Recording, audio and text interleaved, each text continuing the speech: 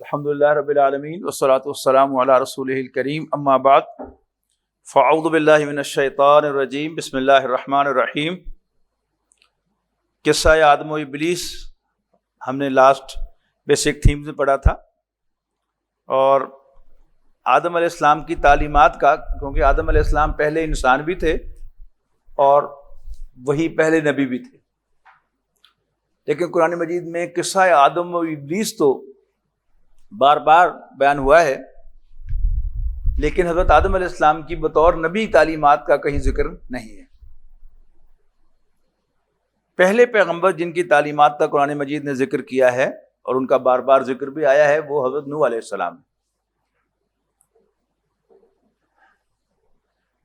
حضرت نوح علیہ السلام، حضرت ہود علیہ السلام اور حضرت صالح علیہ السلام، یہ تینوں پیغمبر حضرت ابراہیم علیہ السلام سے پہلے کے،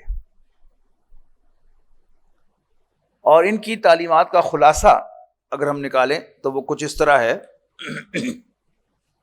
کہ یہ سب کے سب اپنی اپنی قوموں کی طرف بھیجے گئے۔ انا ارسلنا نوحا الی قومی، بے شک ہم نے بھیجا نوح کو ان کی قوم کی طرف، وَإِلَىٰ عَادٍ أَخَاهُمْ هُودًا، اور قوم عاد کی طرف ہم نے ان کے بھائی ہود کو بھیجا، وَإِلَىٰ ثَمُودَ أَخَاهُمْ صَالِحًا، اور قوم سمود کی طرف ہم نے ان کے بھائی صالح کو بھیجا۔ ان تینوں کی دعوت کا خلاصہ یوں ہے۔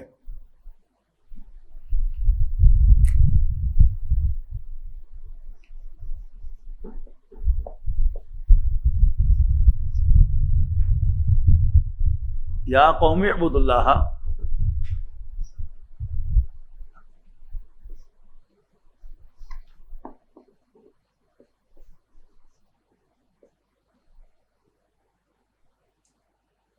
ما لکم من الہ غیرہ، یہ یاد کر لینا آپ نے۔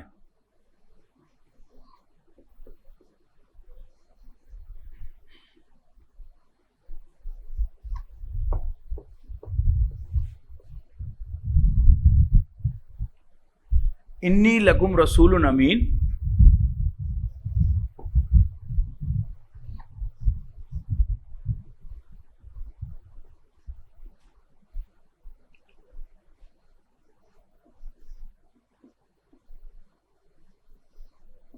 انی لکم رسول امین فاتقوا اللہ واطیعون۔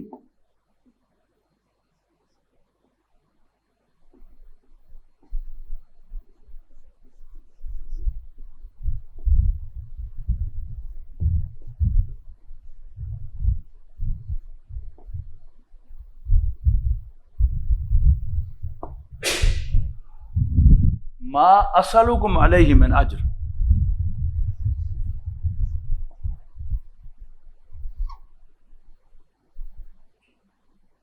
ما اسألکم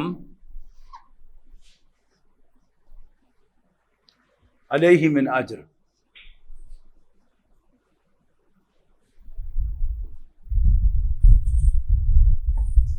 من اجر ان اجریہ الا علی رب العالمین۔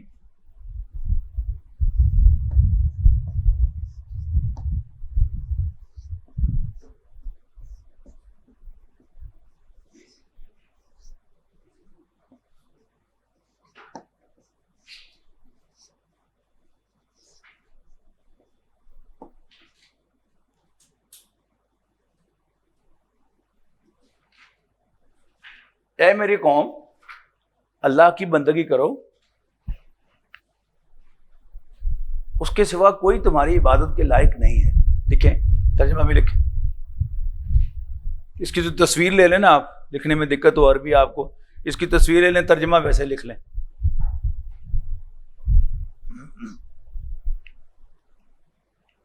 اور اس کو آپ نے یاد کرنا ہے۔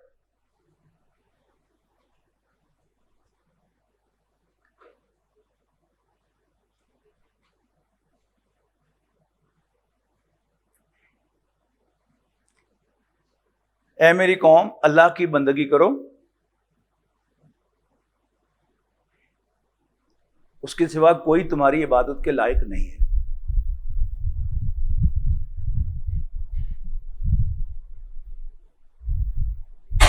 بے شک میں تمہاری طرف بھیجا ہوا اللہ کا رسول ہوں، بے شک میں تمہاری طرف بھیجا ہوا اللہ کا رسول ہوں،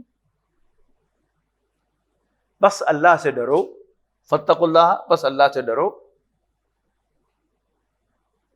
وَأَطِیعُونِی، اور میرا کہنا مانو، بس تم اللہ سے ڈرو اور میرا کہنا مانو۔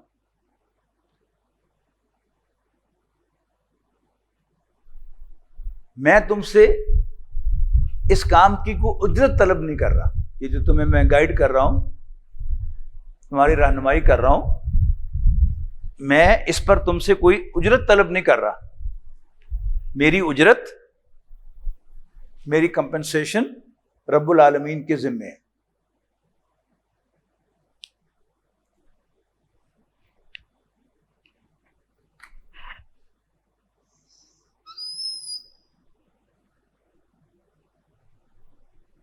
اس چیز کو میں کہہ رہا ہوں اے،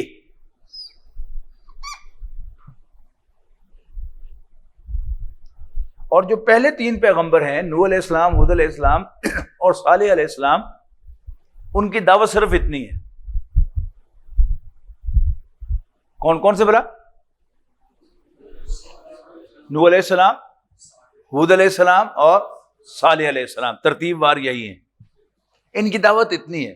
اور یہ دعوت کس کی؟ عقیدے کی دعوت ہے، اللہ کی بندگی کرو، میرا کہنا مانو، میں تمہاری طرف بھیجا ہوا رسول ہوں، میں تم سے کوئی اجرت نہیں مانگتا، میری اجرت رب العالمین کے ذمہ ہے۔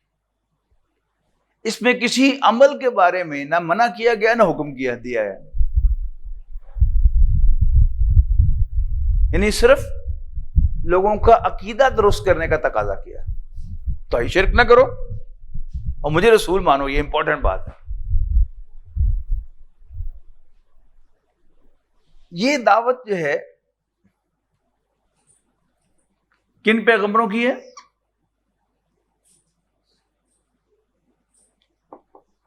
حضرت نوح، حضرت ہود اور حضرت صالح، بلکہ یوں کہیے کہ ان تینوں پیغمبروں کی دعوت یہیں تک محدود ہے۔ اس کے بعد تاریخی اعتبار سے اہم ترین شخصیت جو تشریف لائے ہیں وہ حضرت ابراہیم علیہ السلام ہے۔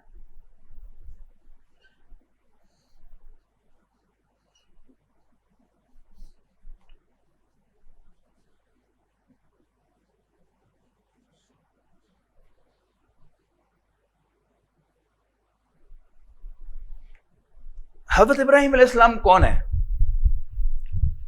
حضرت ابراہیم علیہ السلام پر آ کر اللہ کی بندگی اپنے کلائمیکس کو پہنچ گئی، یعنی حضرت ابراہیم سے آگے اللہ کی بندگی کا کوئی تصور نہیں۔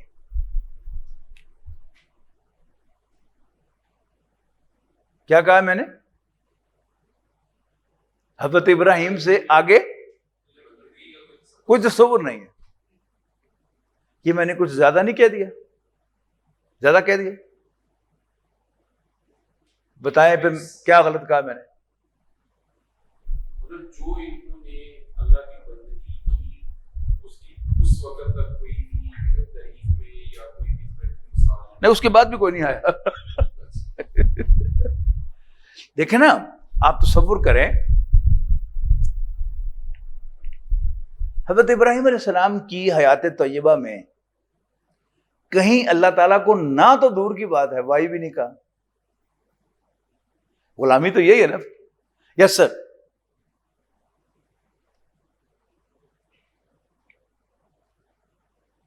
حضرت ابراہیم علیہ السلام نے اللہ تعالیٰ کو نہ تو دور کی بات ہے کبھی وائی بھی نہیں کہا۔ اب سوچتے چلے جائیں کہ 86 سال کی عمر میں اسماعیل علیہ السلام پیدا ہوا۔ اچھا، 86 سال کی عمر میں بیٹا ملا، اس کو کتنا پیار کرتے ہوں گے، کتنی دفعہ چومتے ہوں گے، کتنی دفعہ گلے لگاتے ہوں گے، کتنی دفعہ اس کو لے کے پھرتے ہوں گے لوری دیتے ہوئے۔ اچانک حکم ہوا کہ اپنی مایوس ماں بیٹے کو یہاں چھوڑ کر چلے جاؤ، تو اللہ تعالیٰ کے حکم کی کمپلائنس میں اتنی دیر بھی نہیں کی کہ بیوی کو بریف ہی کر دیتے کہ بھئی مجھے تو اللہ نے بلا لیا ہے، میں جا رہا ہوں، تو ارد گرد کی آبادیاں ہیں، تم ڈھونڈ کے پانی شاہ لے لینا، وہاں سے لے لینا، اور سبزی وہاں سے لے لینا. Nothing. بس فوراً حکم ہوا تو یوں کر کے مڑے اور چل پڑے. حضرت ہاجرہ نے پیچھے بھاگ بھاگ کے جا کے پوچھا ہے کہ کہاں جا رہے ہیں؟ بس اتنا کہا اللہ کا حکم ہے. وہ بھی چلتے چلتے بس اللہ کا حکم ہے.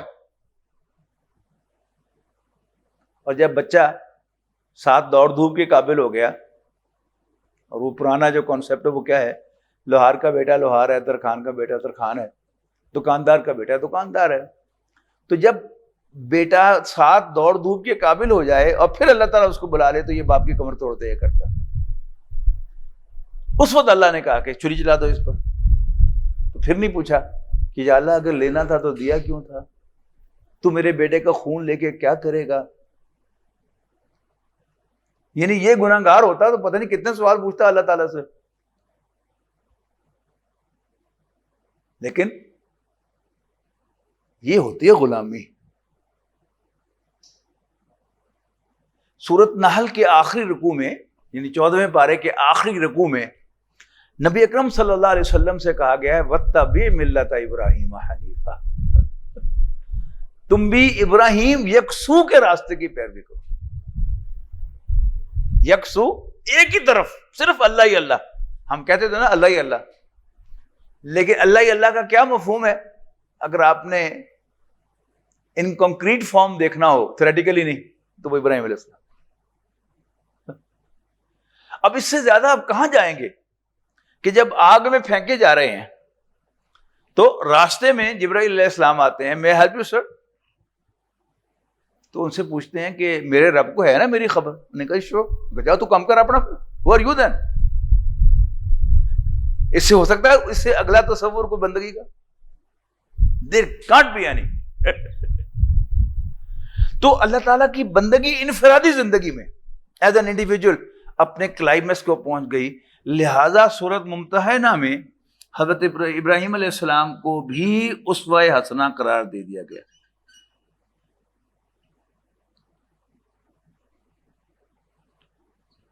اسوہ حسنہ.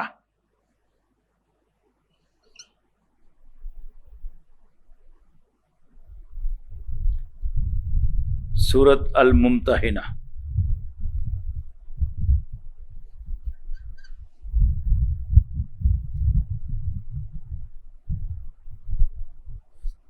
اٹھائیسویں پارے میں سورۃ الممتحنہ ہے.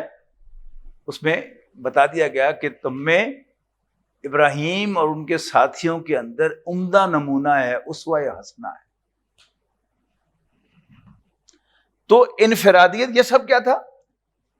یعنی اللہ کو ماننا، اللہ کی بندگی کرنا، آخرت کو ماننا، رسول کو مان کر اس کی پیروی کرنا، یہ سب کیا ہے؟ انفرادی اعمال ہے نا سارے. بلکہ اعمال بھی نہیں، ایٹیچیوڈ ہیں. تو ان پیغمبروں کی دعوت یہیں تک محدود تھی، اور جو ان کی قومیں تھی جن کی طرف یہ بھیجے گئے تھے انہوں نے شرک سے باز آنا کہا، ہم نہیں شرک چھوڑ سکتے. اور اصل بات کیا ہے؟ رسول کو رسول ماننے سے انکار کیا، لہذا ان قوموں پر عذاب آیا.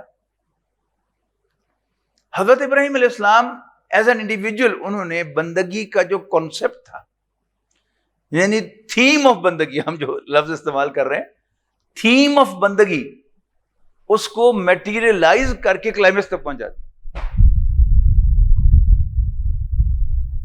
حضرت ابراہیم علیہ السلام کے بھتیجے حضرت لوط علیہ السلام. حضرت ابراہیم علیہ السلام کے بھتیجے ہیں حضرت لوط علیہ السلام.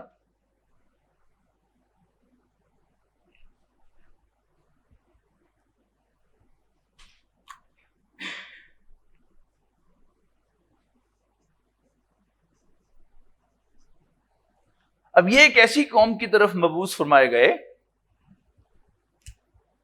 یہ جو سوشل پرورشن کا شکار تھا.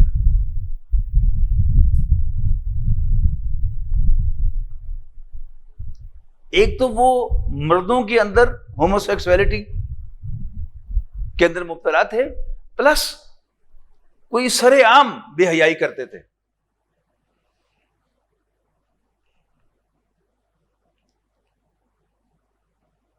تو حضرت لوط علیہ السلام نے اپنی قوم کو یہ اے ہے، یہ سارا کچھ جوں کا توں ہے، پلس انہیں منع کیا اتاتون الرجال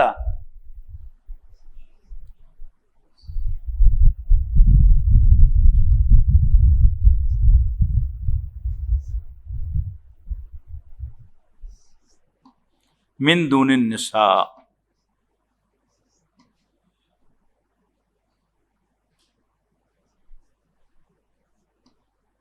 کیا تم عورتوں کو چھوڑ کر مردوں کی طرف بڑھتے ہو؟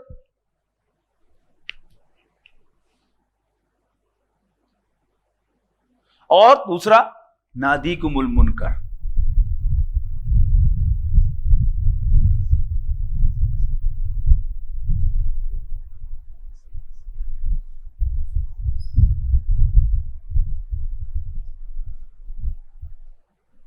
یہ دو برائیاں تھی قوم لوط میں. اب کیا ہے،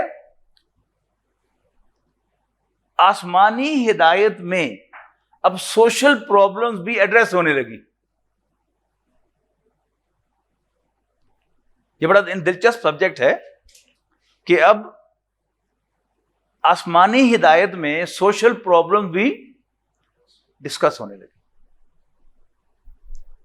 لہذا جس قوم کی طرف وہ بھیجے گئے تھے ان کے اندر جو سوشل کرائمز تھے، برائیاں تھیں، پیغمبر نے اس کے ساتھ اے تو جوں کا تو ہے، یا قوم اعبدوا اللہ ما لکم من الہ غیرہ انی لکم رسول امین فاتقوا اللہ واطیعون ما سألکم علیہ من اجر ان اجری الا علی رب العالمین اتاتون الرجال من دون النساء.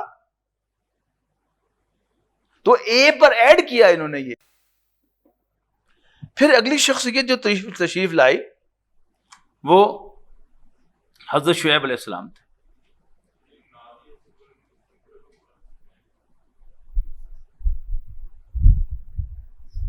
جی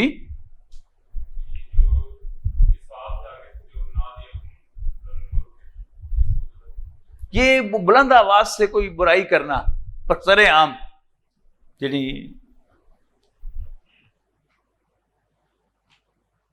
اس کی آپ یوں مثال سمجھیں کہ اگر ایک تو وہ جو مردوں کے ساتھ ہم جس پرستی کرتے ہیں وہ سر عام کرنے سے باز نہیں آتے تھے، ایک تو یہ مطلب ہے.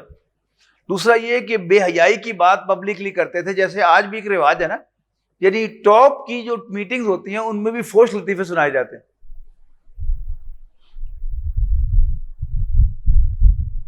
یعنی وہ چیزیں کہ جو پردے میں کرنے کی ہیں. شادی کیوں کی جاتی ہے؟ سیکس کرنے کے لیے، لیکن اس سیکس کا تذکرہ جو ہے وہ دوستوں میں کرنے کے تو نہیں. اب جب یہ وہ پرائیویٹ چیزیں جو ہیں وہ پبلک میں عام ہو جائیں پھر وہ کیا ہے، وہ بھی ایک برائی ہے. تو مختلف ایکسپلینیشنز دی ہیں انہوں نے نادیکم المنکر کی. یعنی ایک میرے ذہن میں یہ آتی ہے، پٹھانوں کے ہاں ہوا خارج کرنا ایون گھر کے اندر بھی بہت مایوس سمجھا جاتا ہے. تو ہمارے ایک عالم دین وہ پٹھان تھے، وہ اس کا یہ ترجمہ کیا کرتے تھے کہ پبلکلی کوئی منکر کرنا. وہ تو لطیفہ سناتے تو خود ہی وہ پٹھان ہونے کے باوجود کہ کوئی آدمی تھا اس کی گھر میں ہوا خارج ہوگی بچوں کی موجودگی میں، بیوی کی موجودگی میں سامنے، تو وہ اتنا شرمندہ ہوا کہ وہ گھر سے بھاگ گیا. اور کئی مہینوں کے بعد اس کو بچوں کی یاد ستائی تو وہ چپ کے گھر کے باہر جو ہے وہ جا کے کھڑکی کے پاس جا کے چلو بچوں کی آواز ہی سن لو. آواز کیا سنیں کہ ماں کہی تھی بے غیرت، تیرا ماں باپ بھی بے غیرت تھا جو گھر میں ہوا خارج کرتا.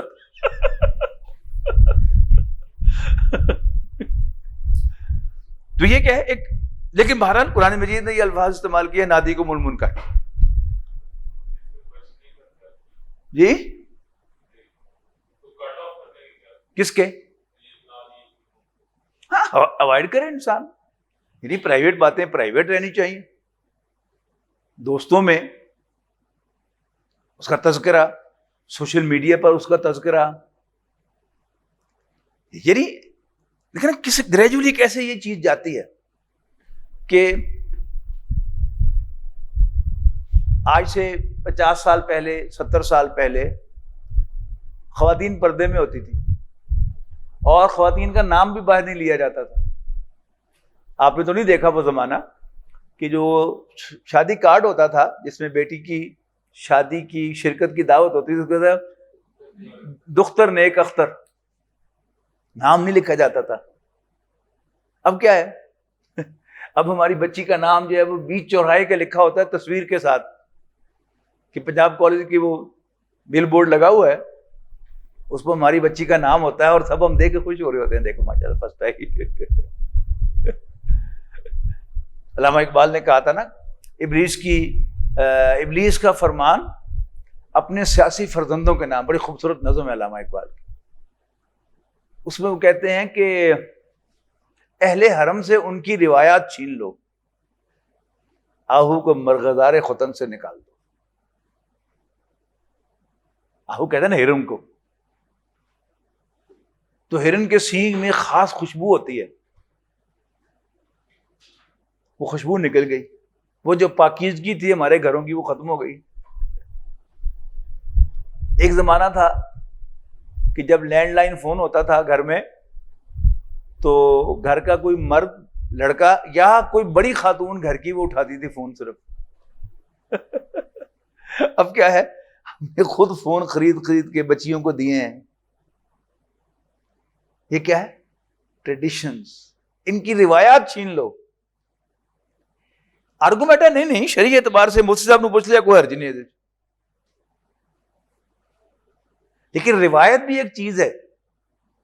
جب ہم اپنی روایات کو چھوڑیں گے تو گنجے ہو جائیں گے، ہمارا کوئی کنیکشن نہیں رہے گا، فری فار آل ہو جائیں گے. ہمیں کوئی بھی اچک کے ادھر لے جائے کھینچ کے، ادھر لے جائے کھینچ کے. ٹھیک ہے جی. پھر حضرت شعیب علیہ السلام ہے اس کے بعد.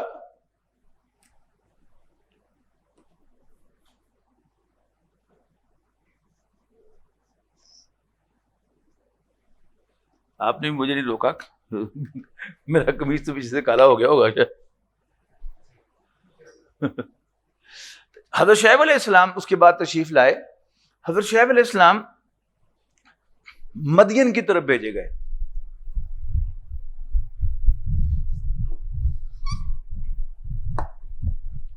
یہ شہر جو تھا یا علاقہ کہہ لیں، یہ دو جو بڑے کیراوان روٹس تھے ان کے سنگم پر واقع تھا.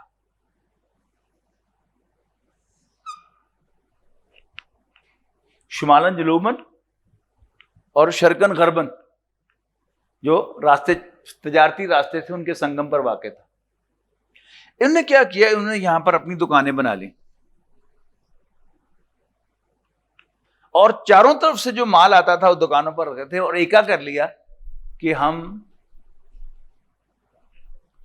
کلو کی بجائے 990 گرام دیں گے، کہیں گے کلو، یا 950 گرام دیں گے، ناپ تول میں کمی. اب حضرت شعیب علیہ السلام جب آئے تو ان کی دعوت کیا تھی، ایک جوں کو تو تھا، یا قوم اعبدوا اللہ ما لکم من الہ غیرہ انی لکم رسول امین فاتقوا اللہ واطیعون ما اسألکم علیہ من اجر ان اجری الا علی رب العالمین.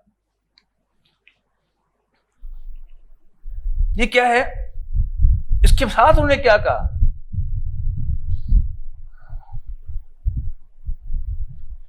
ولا تنقصوا المقیال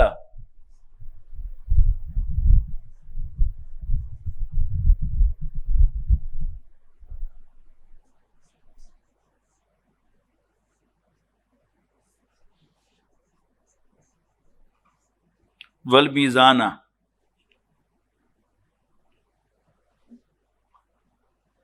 ناپ تول میں کمی نہ کیا کرو. مکیال ناپ اور میزان وزن. اور دوسرا کیا تھا، یہ ڈاکے ڈالتے تھے. دو کام یہ بھی ہے. اب کیا ہوا کہ وقت کے ساتھ ساتھ جو سوشل پرابلمز ایگزسٹ کرتی تھیں پیغمبروں نے انہیں بھی ایڈریس کرنا شروع کر دیا.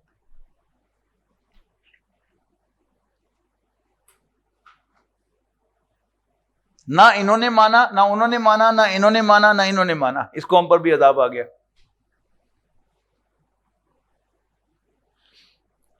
اس کے بعد ایک اہم ترین شخصیت تشریف لاتی ہیں، اور وہ کون ہے؟ حضرت موسیٰ علیہ السلام.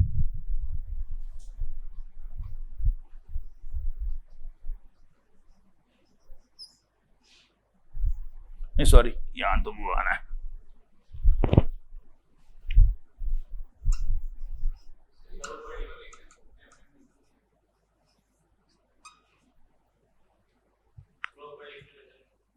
تو نیچے کر لو کیمرے کو، کرسی میں ہٹا دیتا ہوں.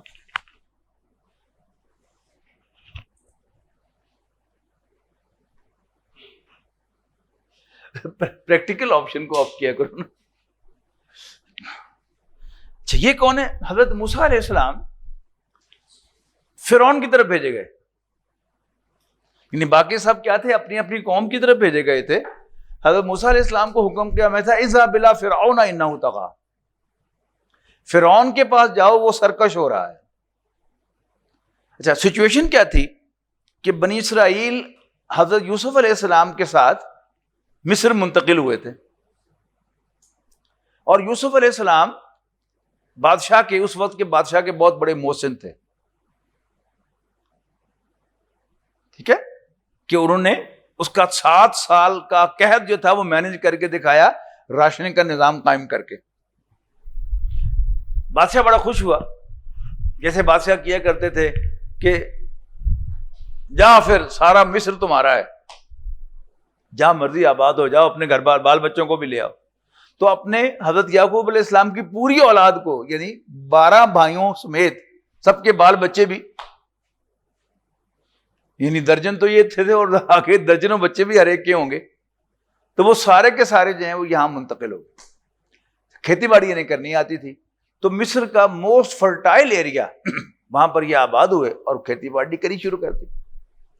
اچھا، یہ ہمیشہ ہوتا ہے کہ کوئی قوم یا جو لوگ آ کر گاڑی کا پہیہ چلاتے ہیں یا ان کی زمینوں کو آباد کرتے ہیں، کچھ عرصے کے بعد پھر ان کے خلاف ایک وسپرنگ شروع ہوتی ہے کہ یہ کھا گئے ہمیں، لوٹ گئے ہمیں.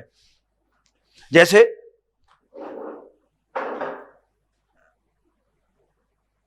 یورپ، خاص طور پر برطانیہ کو اگر آپ ذہن میں رکھیں کہ برطانیہ کی جو ساری گاڑی چلائی وہ تو یورپینز نے چلائی، یا اس کے ایسٹرنز نے چلائی، جا کے ایشینز نے. اب وہ پوری طرح سیٹل ہو گئے، ان کو سٹیزن شپ بھی مل گئی. اب ان کے تو یا بچہ ہوتا ہی نہیں، ہوتا ہے تو 1 یا 2 ہوتے ہیں گوروں کے، اور ان کے وہاں پر بھی 7 بچے ہیں، بنگالیوں کے بھی اور میر پوریوں کے بھی. باقی ہمارے جو سینٹرل پنجاب کے یہ ذرا ماڈرن لوگ ہیں، یہ 2-3 ہی کرتے ہیں. لیکن بہرحال اب ہے کیا کہ برطانیہ کے بہت سے شہروں کے میئر جو ہیں وہ کون ہے؟ ایشین ہیں.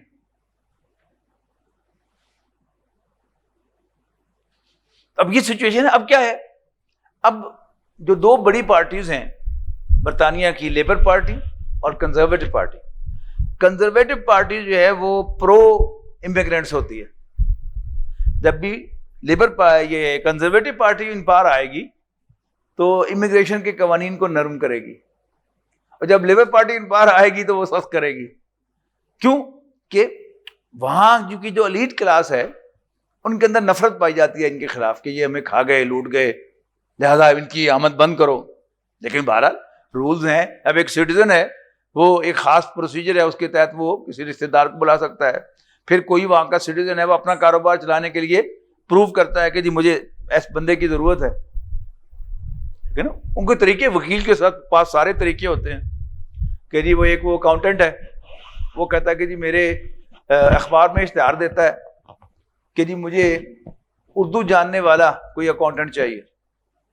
اب کلیم کیا کرتا ہے کہ میرے موسٹلی کلائنٹ جو ہیں وہ پاکستانی ہیں، مجھے چاہیے بندہ جو ان کے ساتھ کمیونیکیٹ بھی کر سکے. اشتہار دیتا ہے، اور جس بندے کو بلانا ہوتا ہے اس کو رکھ کے تو اس کو فوراً امیگریشن مل جاتی ہے. پہلے وہ اس کو ویزا ملتا ہے، ورک ویزا ملتا ہے، پھر اس کے بعد امیگریشن ہوتی ہے، اور پھر اس کے بعد سٹیزن ہو جاتا ہے. اچھا، یہاں بھی کیا ہوا کہ پہلے تو یہ بادشاہ کے بڑے محسن تھے اور ان کو پیرزادوں کی طرح ٹریٹ کیا گیا. لیکن بعد میں کیا ہوا کہ جب حکومت بدلی، یعنی ایک خاندان کی بجائے دوسرے خاندان کی حکومت ہو گئی، تو انہوں نے کیا کیا؟ انہوں نے ان سب کو غلام بنا دیا. اور ہمیشہ ایسا ہی ہوتا ہے. یہ علامہ اقبال کا شعر ہے نا, آپ بتاؤں تجھ کو میں رمز آیا ان الملوک. یہ آیا ان الملوک کیا ہے کہ ان الملوک اذا دخلوا قریۃ جعلوا عزت اہلھا اذلہ.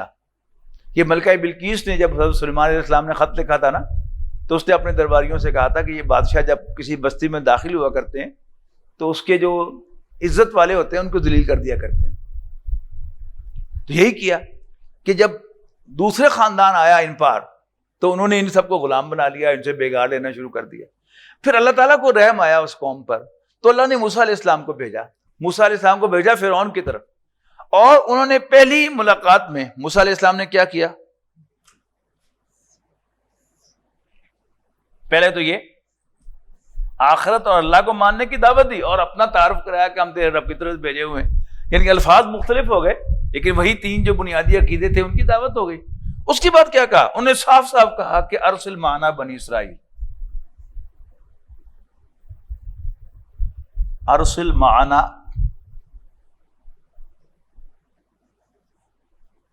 بنی اسرائیل, تم بنی اسرائیل کو میرے ساتھ بھیج دو. لیکن لاتوں کو بھوت باتوں سے تھوڑا مانا کرتے ہیں. کیا ہوا؟ اس نے انکار کیا. فائنلی اللہ تعالیٰ نے معجزانہ طریقے سے حضرت موسیٰ علیہ السلام اور بنی اسرائیل کو سمندر پھاڑ کے نکال لیا. اس کے بعد جو اہم ترین پیغمبر ہیں وہ ہے عیسیٰ علیہ السلام.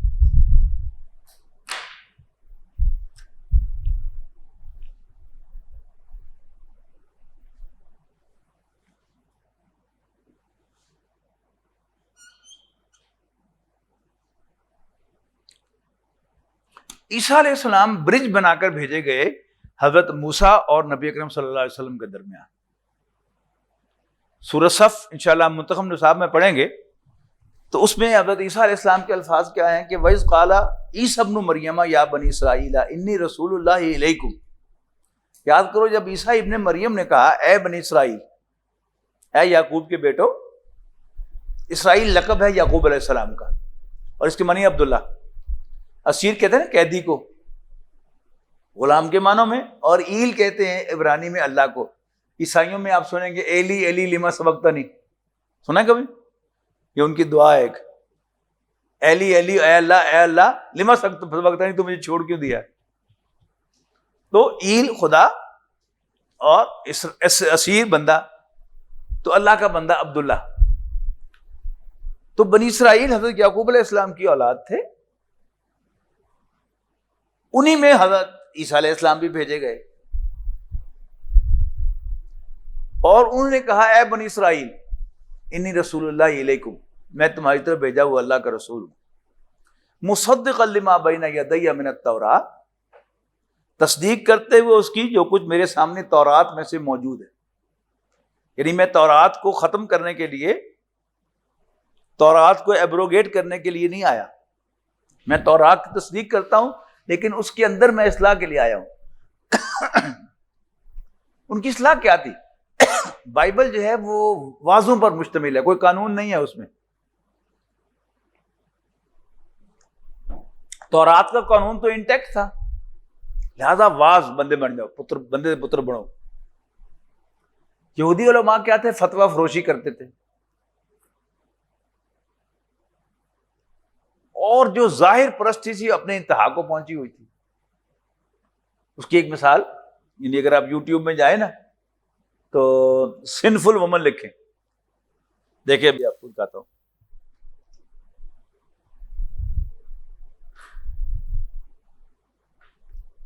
یوٹیوب پہ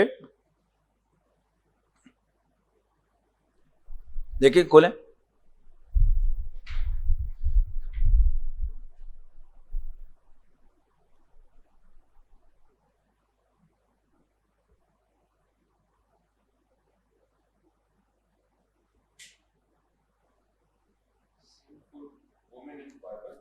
ہاں جی وہی.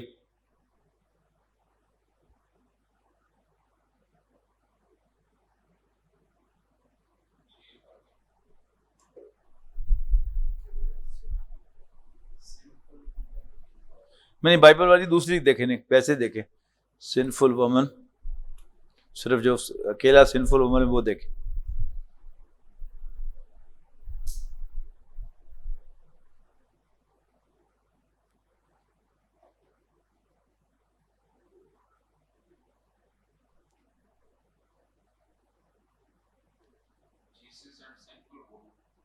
ہاں یہ اصل میں کیا تھا، یعنی آپ کو صرف دکھانے کے لیے ہے کہ ان کی جو انداز کیا تھا ان کی اصلاح کا، کہ ایک عورت بائبل میں بھی جو زانی کی سزا جو ہے اس کو پتھر مار مار کر ہلاک کرنا ہے، سنسار کرنا.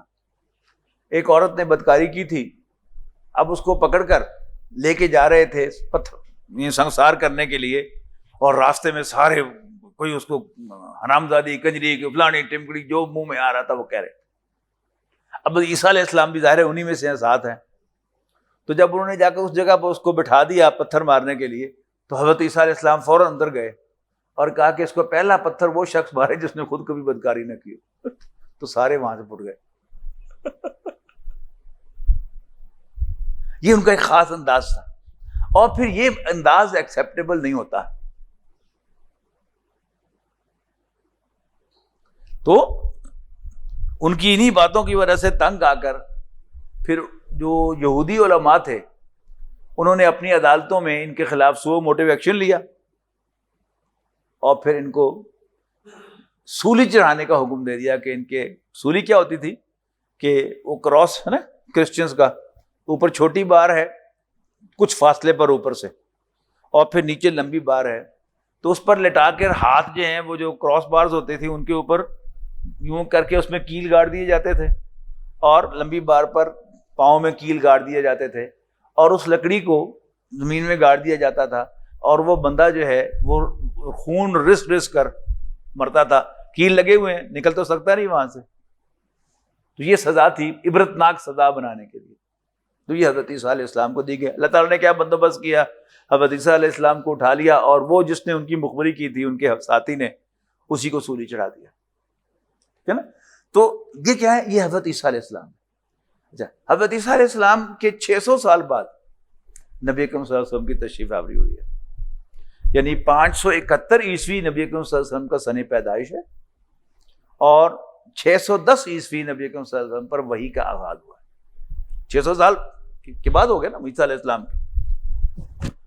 اب نبی اکرم صلی اللہ علیہ وسلم کو کیا کر دے کے بھیجا گیا، آپ کو ایک پورا دین دے کر بھیجا گیا، جس میں وہ جو معاشی، یعنی یہ اکنامک ایکسپلائٹیشن تھی نا، یہ سوشل پرورشن تھی، یہ اکنامک ایکسپلائٹیشن تھی، اور یہ کیا تھی، پولیٹیکل ریپریشن. تو موسیٰ علیہ السلام نے آ کر پولیٹیکل ریپریشن کو اٹریکٹ کیا. حضرت عیسیٰ علیہ السلام نے اصلاح کرنے کی کوشش کی کہ وہ موسیٰ علیہ السلام جو پوری شریعت لے کے آئے تھے وہ انٹیکٹ رکھو، لیکن اس کے اندر جو تم نے ظاہر پرستی کی انتہا کر دی ہے اس کو اندر روح پیدا کرو، مردہ نہ بنو، فتوے نہ بیچو. جیسے آج بیچتے ہیں ہمارے مولوی فتوے، ایسے وہ بھی بیچتے تھے. اب جو ان پر تنقید کرے گا مولوی اس پر برسیں گے کہ نہیں برسیں گے؟ وہ برستے ہیں. اچھا، حضرت عیسیٰ علیہ السلام نے گئے تو نبی اکرم صلی اللہ علیہ وسلم کو کیا دے کر بھیجا گیا، هو الذی ارسل رسولا یریدون لیطفئوا نور اللہ بافواہہم. یعنی سورہ صف میں اور سورہ توبہ میں فرمایا گیا کہ یہ چاہتے ہیں کہ اللہ کے نور کو اپنی پھونکوں سے بجھا دیں. یہ کون؟ یہودی. واللہ متم نورہ ولو کرہ الکافرون. جبکہ اللہ چاہتا ہے کہ وہ اپنے نور کو مکمل کر کے رہے. واللہ متم، اللہ تعالیٰ یہ چاہتے ہیں کہ اللہ کے نور کو، اللہ کی روشنی کو پھونکوں سے بجھا دیں، جبکہ اللہ اپنے نور کو مکمل کرنے والا ہے، خواہ کافروں کو اتنا ہی برا لگے. اس مقصد کے لیے اللہ تعالیٰ نے کیا کیا ہے، هو الذی ارسل رسولہ بالہدی ودین الحق لیظہرہ علی الدین کلہ. اللہ ہی تو ہے، وہی تو ہے اللہ جس نے بھیجا اپنے پیغمبر صلی اللہ علیہ وسلم کو الہدا، کامل ہدایت یعنی قرآن مجید دے کر، ودین الحق، اور سچا دین دے کر، لیظہرہ علی الدین کلہ، تاکہ وہ اس کو غالب کر دیں کل کے کل دین پر، ولو کرہ المشرکون، خواہ یہ بات مشرکوں کو کتنی ہی بری لگے. تو نبی اکرم صلی اللہ علیہ وسلم کو پورا دین دے کر بھیجا گیا. یعنی قرآن مجید میں عقائد بھی ہیں، اخلاقی تعلیمات بھی ہیں اور احکام بھی ہیں، ہے نا؟ اور نبی کریم صلی اللہ علیہ وسلم کی حدیث میں کتاب الرقاق بھی ہے، رقت پیدا کرنے والی حدیث، ان کو کتاب الرقاق ان کا ہیڈنگ ہے، باب الرقاق کہہ لیں، کتاب الرقاق کہہ لیں، رقت کرنے والی پیدا کرنے والی حدیث ہیں ان کے اندر۔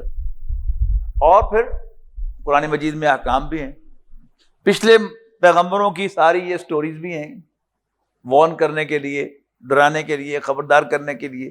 تو حضور صلی اللہ علیہ وسلم کو دیکھا، ساتھ یہ کہہ دیا گیا تاکہ آپ غالب کریں اسلام کو کل کے کل دین پر، کل نظام زندگی پر۔ اچھا، اب نبی کریم صلی اللہ علیہ وسلم یہ سیرت میں آپ پڑھیں گے، سیرت چل رہی ہے نا آپ کے ساتھ ساتھ، کون پڑھا رہا ہے؟ اچھا، تو سیرت جو ہے اس میں آپ پڑھیں گے کہ نبی اکرم صلی اللہ علیہ وسلم کو پہلے ہی دن سے یہ اسائنمنٹ تو دے دی گئی تھی، لیکن نبی اکرم صلی اللہ علیہ وسلم نے اس کے نعرے نہیں لگائے، بلکہ گراس روٹ لیول سے کام شروع کیا۔ پہلے نظریات، رب ہمارا جیسے تھا، محمد رسول اللہ، یہ کیا ہے؟ بنیادی نظریات ہیں۔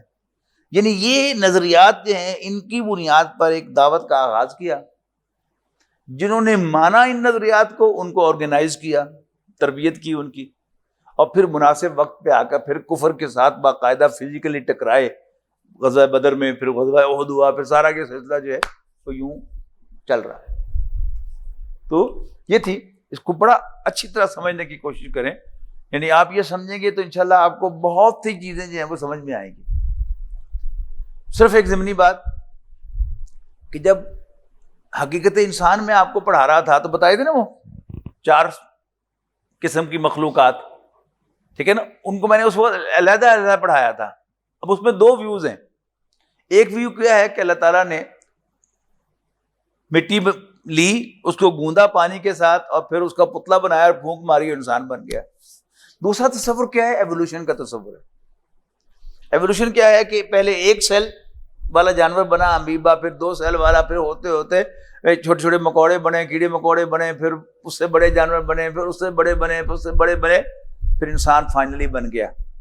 یہ تصور ہے، اس کو ایوولوشن کا تصور کہتے ہیں۔ اس میں تو اختلاف ہے اور دونوں کی گنجائش موجود ہے۔ ہمیں یہ ماننا پڑے گا، بس یہ مان لیں تو کوئی حرج نہیں، کہ اللہ تعالیٰ اس پر قادر تھا۔ اللہ تعالیٰ اس پر بھی قادر ہے کہ اس نے یوں کر کے کیا ہو، اللہ تعالیٰ اس پر بھی قادر ہے کہ اگر اس نے مٹی میں پھونک ماری ہو تو وہ پورا انسان بن گیا ہو، دونوں قادر ہے۔ تو اگر کوئی اس کو مان لے، کوئی اس کو مان لے، کوئی لڑائی والی بات۔ لیکن جہاں تک ایک انڈیویجول کا تعلق ہے، اس میں تو آپ انکار کر ہی نہیں سکتے۔ میرا، آپ کا تخلیق کا آغاز کہاں سے ہوا تھا؟ آدھے سیل سے، آدھا باپ کی طرف سے، آدھا ماں کی طرف سے۔ وہ آدھے آدھے سیل ملے اور ایک سیل بن گیا۔ اب اس سیل کو ملٹیپلائی ہوتے ہوتے ہوتے ہوتے پورا انسان بن گیا۔ اور اللہ تعالیٰ اس پر قادر تھا کہ ہم اس حال میں دنیا میں آ جاتے، ہمارے ماں باپ سو کر اٹھتے اور چارپائی پر میں ساتھ کھڑا ہوتا، آپ کے پیرنٹس سو کے اٹھتے تو آپ چارپائی میں ساتھ کھڑے ہوتے۔ ایسا نہیں کیا، اللہ تعالیٰ نے اس کے لیے ایک پروسیس بنایا کہ پھر وہ بچہ آہستہ آہستہ آہستہ آہستہ بڑا ہوتا ہے۔ تو یہ کیا ہے؟ یہ ایوولوشنری پروسیس وہاں تو ہے، یہاں بھی مان لے تو اسی طرح یہاں بھی دیکھیے گا، اٹس این ایوولوشنری پروسیس کہ پہلے کیا ہوا، صرف حضرت آدم علیہ السلام کو جو ایکسرسائز کروائی وہ کیا تھی کہ اللہ تعالیٰ تمہارا رب ہے، اس کی انسٹرکشن کو فالو کرو، جو کہ انہوں نے نہیں کیا۔ اب کیا ہے، یعنی پہلے جو 3 پیغمبر ہیں ان کو صرف عقیدہ دے کر بھیجا گیا، اور پھر لوط علیہ السلام سے باقاعدہ جو سوشل ایشوز تھے ان کو بھی پیغمبروں نے ایڈریس کرنا شروع کر دیا، اور پھر آ کے نبی اکرم صلی اللہ علیہ وسلم تشریف لائے پورا دین لے کر اور مکمل ہدایت قرآن مجید لے کر، تاکہ وہ اس دین کو غالب کرے۔ ٹھیک ہے، بہت شکریہ۔